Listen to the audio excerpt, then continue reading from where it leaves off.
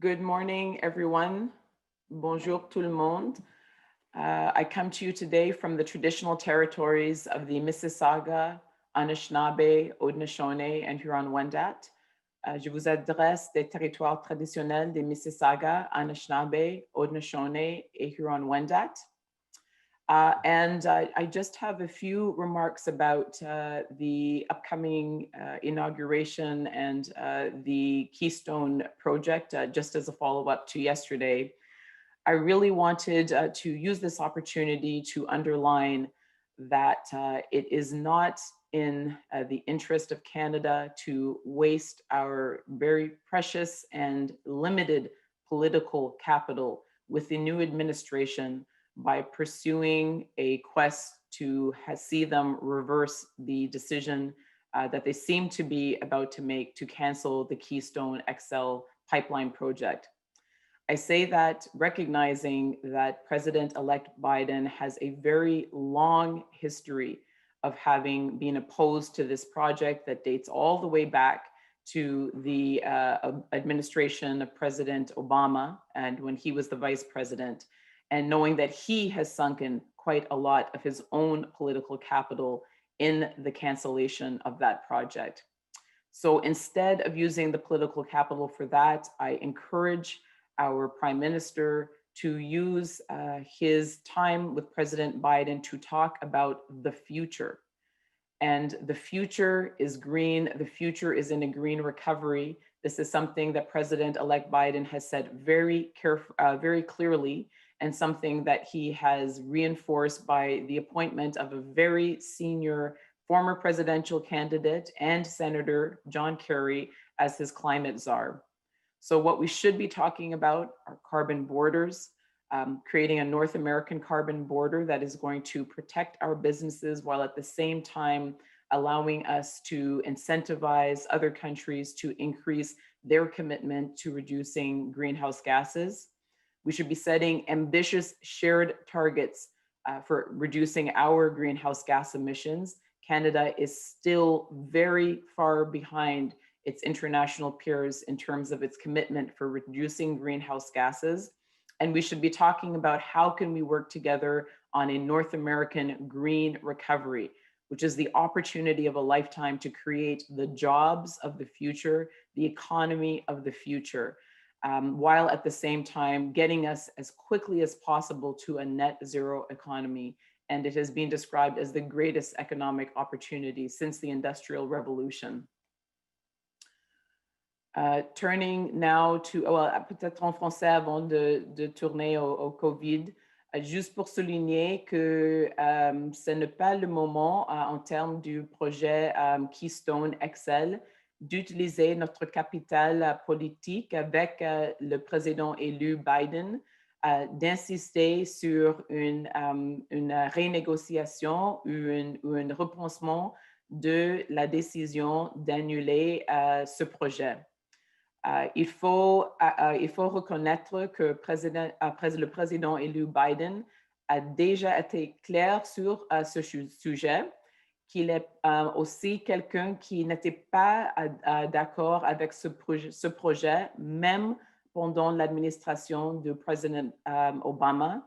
Alors, c'est le moment de ne pas parler du passé, c'est le moment de parler du futur. Et si on parle du futur avec le président élu, c'est de discuter la possibilité de créer une frontière de carbone pour toute l'Amérique du Nord. C'est de créer des cibles ambitieuses pour réduire nos émissions de gaz à effet de serre. Et c'est de parler d'une relance verte qui est vraiment là comme la meilleure opportunité depuis la révolution industrielle pour notre pays, pour une relance après la pandémie, pour créer les emplois du futur. Alors, je conseille encore notre gouvernement et notre Premier ministre de ne pas gaspiller l'opportunité et aussi de considérer de créer aussi notre propre ministre du climat. Quelqu'un qui est là pour parler avec leur homologue, Senator John Kerry, qui est un membre du cabinet du président élu Biden, sur les thèmes du climat et assurer que l'Amérique du Nord soit le leader au plan international sur le climat. Turning to the COVID crisis, I want to quote what the Prime Minister has said a number of times because it is the thing that brings us here today.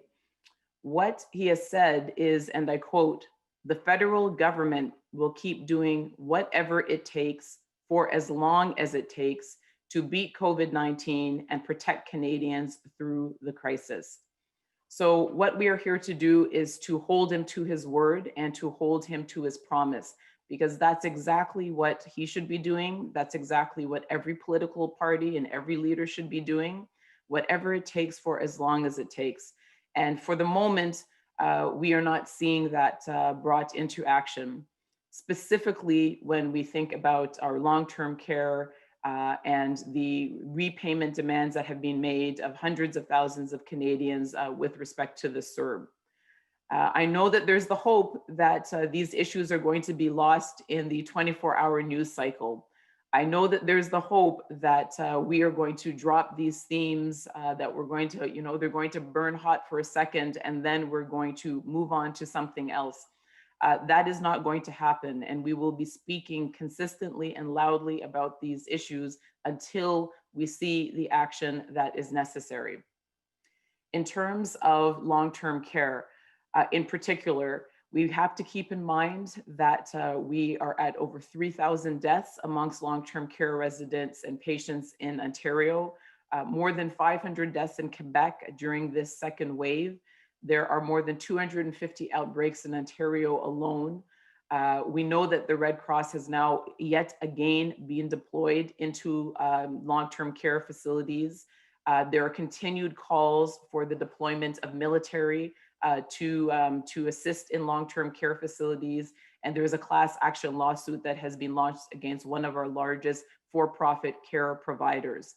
So this is still a dire and grim situation where our long-term care residents are dying unnecessarily because the actions that need to be taken have not been taken.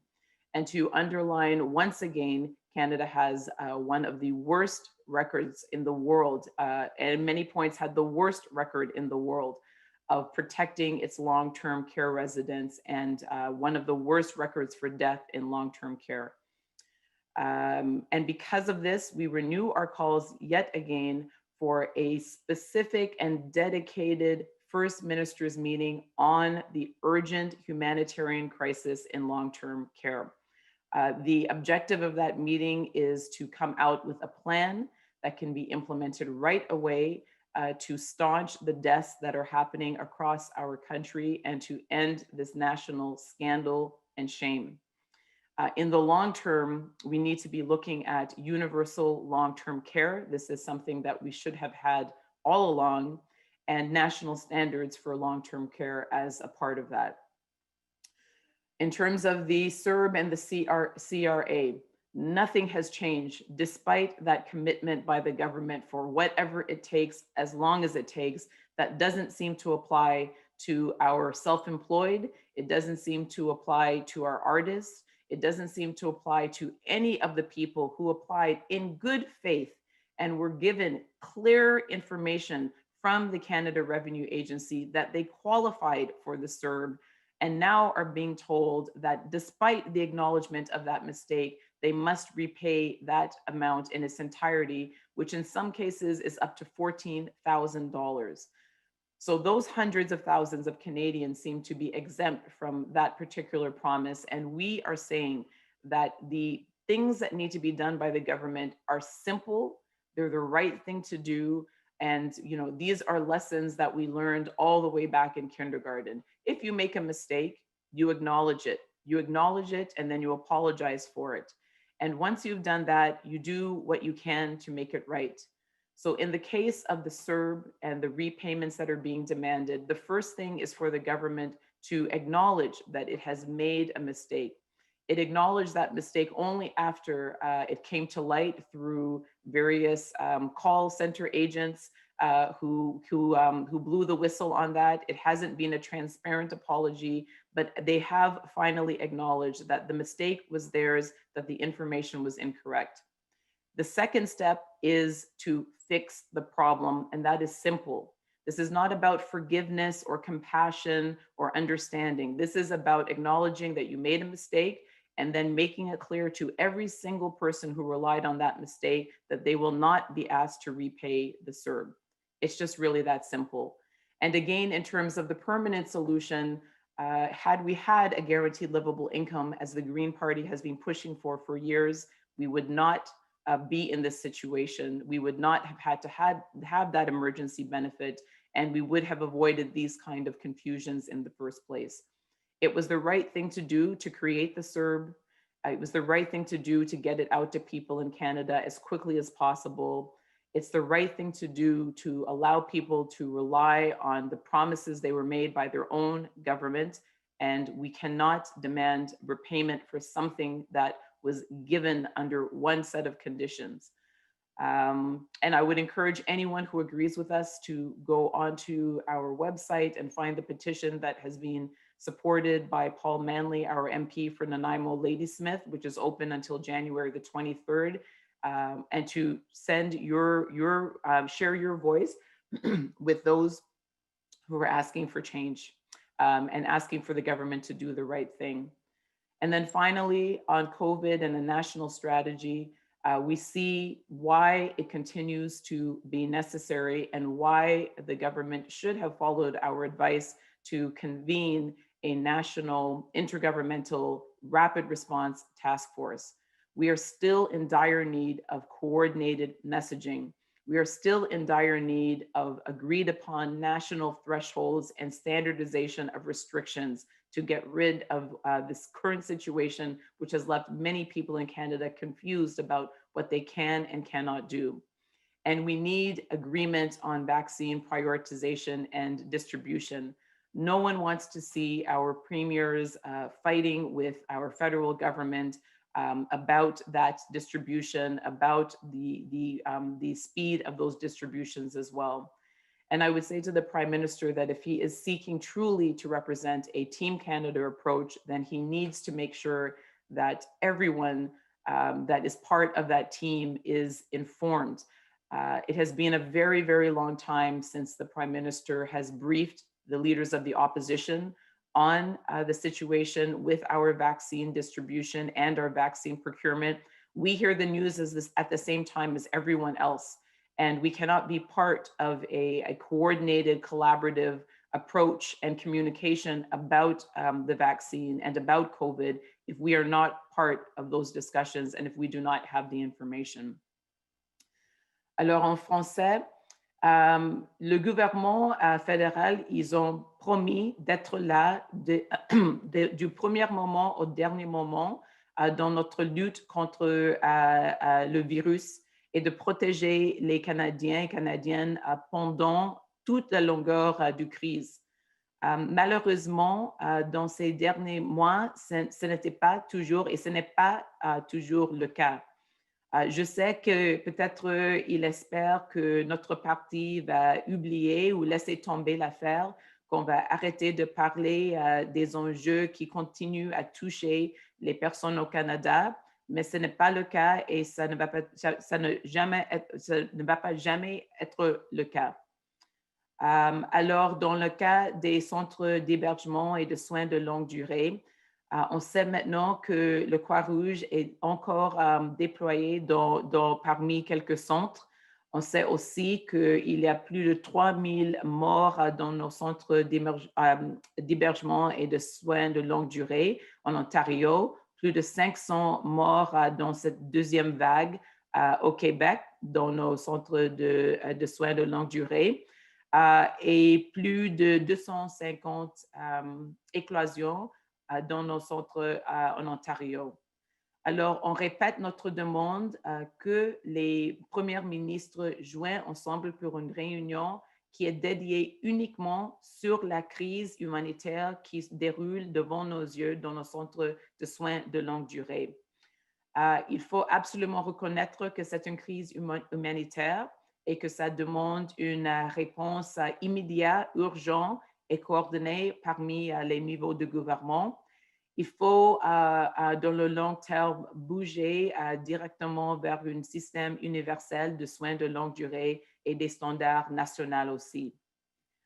Pour le PCU, nos membres de parlement, nos députés de parlement, ils reçoivent chaque jour les histoires tristes des gens qui ont reçu le PCU et maintenant, le gouvernement réclame un repaiement. Ils ont postulé sur les règles qui ont été présentées par les agents et sur de l'ARC et sur le site web de l'ARC aussi. Et maintenant, on leur demande de repayer. Le gouvernement doit reconnaître leur erreur. Oui, ils l'ont fait, mais ils n'ont pas suivi. Le suivi, la suite, c'est de réparer l'erreur. Et c'est d'envoyer une lettre à chaque personne qui a reçu une lettre réclamer un repaiement, qu'ils ne vont pas avoir une autre lettre comme ça et ce n'est pas nécessaire de le repayer. Parce que l'erreur était l'erreur du gouvernement. Les gens, ils ont tout à fait le droit d'accepter et d'agir sur l'information qu'ils ont reçue du gouvernement. Et j'invite tout le monde qui est d'accord d'aller signer la pétition de Paul Manley, notre député de Nanaimo Ladysmith, qui est ouverte jusqu'à le 23 janvier. Finalement, sur le COVID, on voit encore la nécessité d'avoir une approche coordonnée à travers les niveaux de gouvernement. On demande que notre Premier ministre prenne un rôle de leadership pour organiser une task force de réponse rapide sur le COVID qui engage nos officiels de santé et les autres niveaux de gouvernement pour coordonner nos messages et avoir des messages clairs pour créer des seuils nationaux qui vont déclencher des restrictions et d'avoir des restrictions beaucoup plus standardisées. Et sur la distribution du vaccin, d'assurer que notre approche est une approche coordonnée et où il y a un accord parmi les niveaux de gouvernement.